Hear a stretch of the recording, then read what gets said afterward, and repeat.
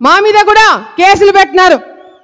నేను తల్లి తండ్రి మేమిద్దరం కూడా జైల్లో ఉంటే నా కొడుకు ఇబ్బంది పడతాడని చెప్పి జడ్జిని అడిగినప్పుడు జడ్జి ప్రతి రోజు గంట సేపు నా కొడుకుతో ఉండడానికి పర్మిషన్ ఇవ్వడం జరిగింది. జైలుకి నా కొడుకు వచ్చినాడు, సంవత్సరంన్నర నన్ను చూడడానికి. లోపలికి వచ్చినప్పుడు ఆ గంట సేపు ఉండి నా కొడుకుని పోలీసులు తీసుకుపోతుంటే నా కొడుకు ఏడుపు ఇంకా నాకు గుర్తుంది, నా కడుపు కోత ఇంకా నాకు గుర్తుంది. తప్పకుండా కార్యకర్తల మీద మా మీద కేసులు పెట్టే వాళ్ళని ఎవరు కూడా వదిలిపెట్టే ప్రసక్తి లేదని లోకేష్ అన్న గారు భరోసా ఇవ్వడం జరిగింది.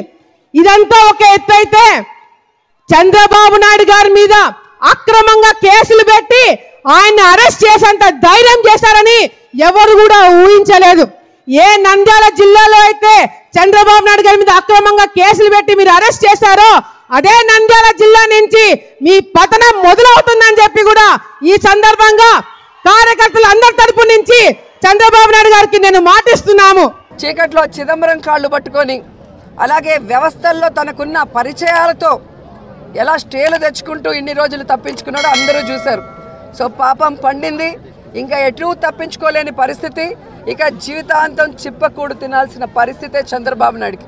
ఎందుకంటే ఈ రాష్ట్రంలో ముఖ్యంగా నా విషయంలో చూశారు, మీరు వనజాక్షి విషయంలో చూశారు, కాల్మనీ సెక్స్ రాకెట్లో ఎన్ని కుటుంబాలు ఈ చంద్రబాబు నాయుడు వల్ల నాశనం అయిపోయాయి.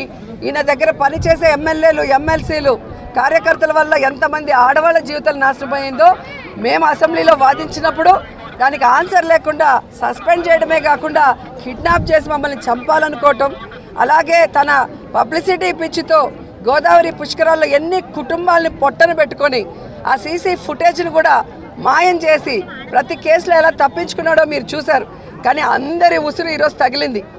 ఎన్టీఆర్ గారి దగ్గర నుంచి ముద్రగడ పద్మనాభం గారి దగ్గర నుంచి జగన్ గారి కుటుంబం నుంచి మేము కాల్మనీ సెక్స్ రాకెట్లో ఇబ్బంది పడిన మహిళలు, గోదావరి పుష్కరాల్లో చనిపోయిన కుటుంబాలు, అలాగే మొన్న ప్రకాశం గుంటూరు ఈయన పబ్లిసిటీ పిచ్చి కోసం మీటింగ్లో చనిపోయిన కుటుంబాలు అన్నీ కూడా వారి ప్రేయస్ని భగవంతుడు విన్నాడు. తప్పు చేసిన చంద్రబాబు నాయుడికి శిక్ష వేశాడు. అందుకే మొక్కు తీర్చుకోవడానికి వచ్చాను.